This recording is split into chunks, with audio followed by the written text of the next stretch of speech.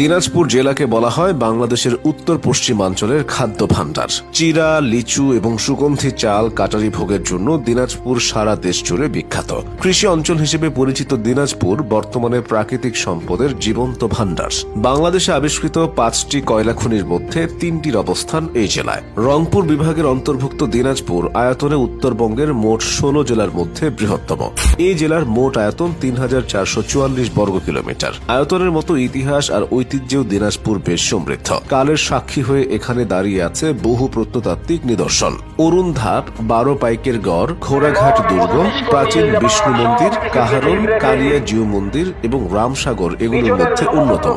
দিনাজপুরে জন্ম হয়েছে বহু দেশবরেণ্য ব্যক্তিবর্গের, যারা নিজেদের কাজের মাধ্যমে জাতির কল্যাণে অবদান রেখেছেন। বাংলাদেশের প্রথম মহিলা প্রধানমন্ত্রী খালেদা জিয়া, অবিভক্ত ব্রিটিশ ভারতের কৃষক নেতা হাজী মোহাম্মদ দানেশ, নির্মাতা ও অভিনেতা সুভাষ দত্ত ও ক্রিকেটার লিটন কুমার দাসের জন্মস্থান দিনাজপুর। ধর্মীয় সম্প্রীতির জন্য এই জেলা বহু আগে থেকেই সমাদৃত। ইসলামিক ফাউন্ডেশনের জরিপ অনুযায়ী